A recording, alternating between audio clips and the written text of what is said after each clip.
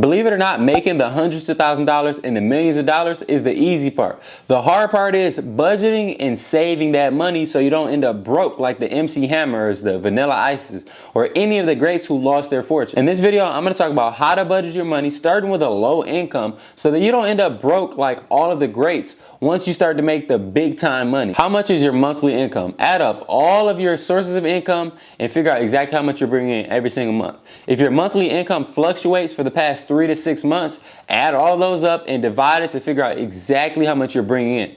Then figure out exactly how much you're spending. How much are your expenses for the month? Add up all of those bills, the subscriptions, phone bill, car bill, mortgage, going out to eat. Add up all of these and divide it by 30. Dividing it by 30 tells you exactly how much your expenses are on a day-to-day basis. So when it comes time to quit your job and jump off the porch so you can start that dream job or that career you want, you're gonna know exactly how much it costs you to live on a day-to-day basis. If you're someone like me who read the book Rich Dad, Poor Dad, you know to pay yourself first. I don't care if you're making $5,000 every single month, you know first things first, you're gonna pay yourself. So if you're gonna pay yourself $1,000, you then have a monthly income of only $4,000 to fork out for all of your expenses. If someone randomly walks up to you and asks what's your monthly income and your monthly expenses, and you can't answer that question within 5 to 10 seconds, that's a huge problem. You need to educate yourself and know exactly how much you're bringing in and how much money is going out as well. There are multiple different budgeting strategies that you can use.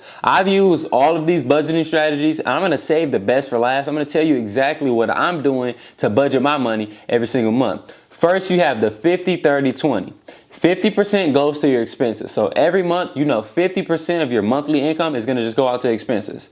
Then you have 30%. That 30% is going to go to your needs. All of your needs around the house, for your life, whatever it is, 30% is going to go to needs. Then lastly, you have 20%. That 20% is going to be savings, debt repayment, and investing. You can honestly flip the 30 for 20. You can go 30% for your savings, debt repayment, and investing, and the other 20% for your needs. It's honestly entirely up to you rather how you want to play that. Me personally, I will flip them around and I will use 30% for the savings, investing, and debt repayment, and then the 20% for the needs. That's just me personally, but you can use exactly what works best for you. Next, we have the shoebox method. Anybody who comes from the struggle or poverty like myself, we know exactly what the shoebox method is. Pulling money out and putting it in our shoebox, our safe, or even in an envelope. We got to get rid of that method. Me personally, I would always do this. So let's say I had $500. I will pull that money out in all once. What I would do is I would keep it in my safe, and I would open my safe up once a week, once a day, or even once a month.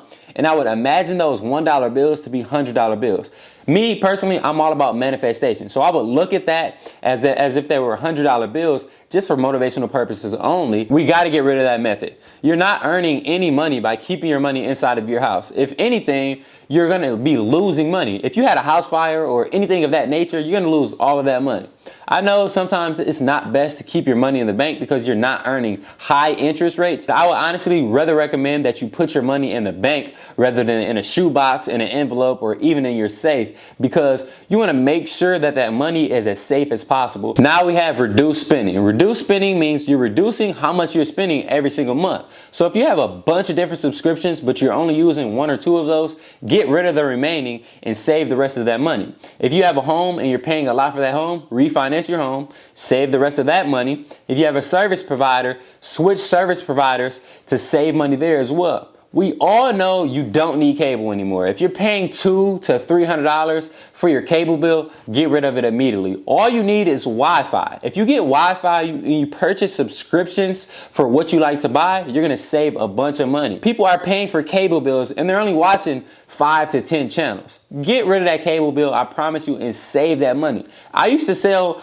AT&T. I used to sell cable to people, so I know exactly that they're only watching certain channels and they don't need to be paying all of that money.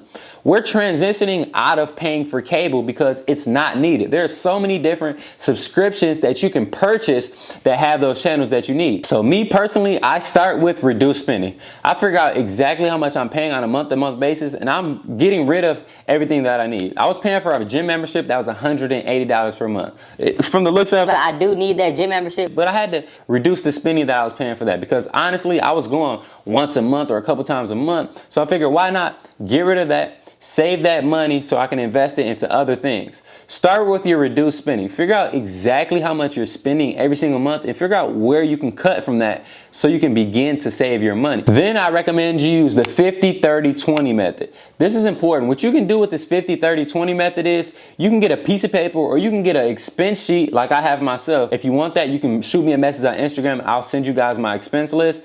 But you want to write down every single expense and all of your monthly income so that you can figure out on paper how much you're spending, how much you're bringing in, so you can know exactly how much money you have to play with at the end of the month. You can even use apps like the Mint app. The Mint app is a great app because it tells you when you're paid, it tells you how much you're spending on a month-to-month basis, so you don't have to write these things down anymore. I like to write things down because me crossing them off and seeing them visually on paper makes me feel a lot better, because my phone has a bunch of different things on it. There's a bunch of different distractions, and just having the phone distracts me. But if I have a piece of paper that I follow every single month, it makes me feel a lot better, and I can just focus in on that and not get distracted by the multiple things that I have on my phone. But the Mint app is great for someone who's not like myself, who won't get distracted, and they can pay attention to how much their expenses are and how much they're bringing in every single month by just using their phone. If you can, I recommend that you auto pay your bills.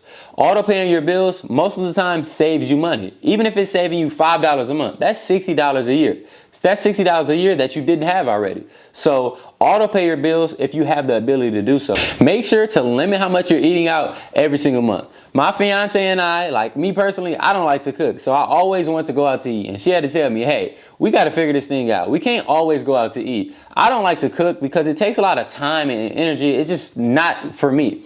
But we figured we only need to go out once or twice a month. It's more of a reward thing. If we only limit it once or twice a month, we're going to save money and it's going to be more of a reward. Once we did all of the hard work for the month, we can reward ourselves by going out to eat. Meal prepping is way better. You're going to save a bunch more money. McDonald's is very expensive nowadays. We've all been to McDonald's and it's very quick and easy. You can easily spend $20 alone on yourself just by going to McDonald's. If you go there 7 days a week, that's $140 per week that you're spending. You can use that same $140 and sometimes you can meal prep for the whole month. Maybe not, but 2 weeks of that, you can meal prep for the whole month and save the remaining balance to invest, to do whatever you want to do. So just begin to meal prep and to set your bills on auto pay. The little bit of money helps tremendously, trust me. One of the most important things is get rid of those bad habits. People with low income always have the excuse, or they always tell you that they don't have enough money to save or invest at the end of the month. You know what the biggest problem is? They don't know their debt to income ratio.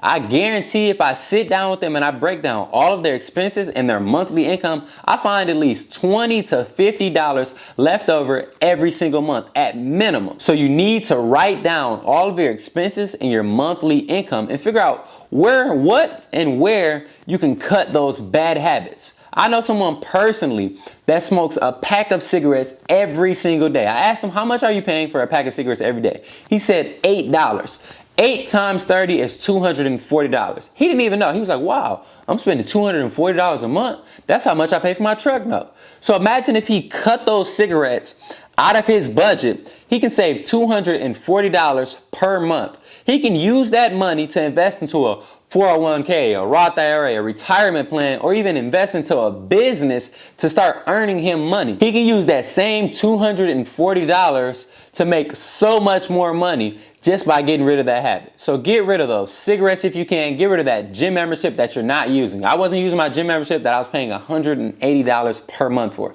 I now have that $180 to play around, to do exactly what I want to do. Get rid of those subscriptions. Everyone is paying for a subscription that they don't use every single month. Get rid of that Pornhub. Get rid of that Netflix. Get rid of all of those subscriptions that you don't need. Get rid of all of those bad habits. First and foremost, get rid of that cable bill. Cable is not needed. I promise you, I'm sorry, Xfinity, AT&T, and all of these service providers, but we don't need cable anymore. We have these streaming platforms that we can use 1 or 2 of those and pay $10 to $20 a month and save the remaining and get rid of that cable bill. After figuring out your budget, make sure that you put money away for an emergency. You want to have at least $1,000 to $5,000 put away just in case your car breaks down, you have a hospital bill, you need to take your kids to the hospital, you need to do whatever. Make sure that you have at least $1,000 to $5,000 in your bank account put away in case of emergencies before you invest in anything. Keeping up with your budgeting starts with proper planning and discipline. If you want to begin to save and invest your money, you need to hold yourself accountable. Do weekly and monthly check-ins so you can have a hold on your financial situation. Thank you guys so much for the continued support. I'm going to say it every single video. If you haven't already, smash that like button. Hit the bell notification so you're notified anytime I post a video. Subscribe to the channel if you haven't already. And as always, tell a friend to tell a friend to tell a friend. Thank you guys so much.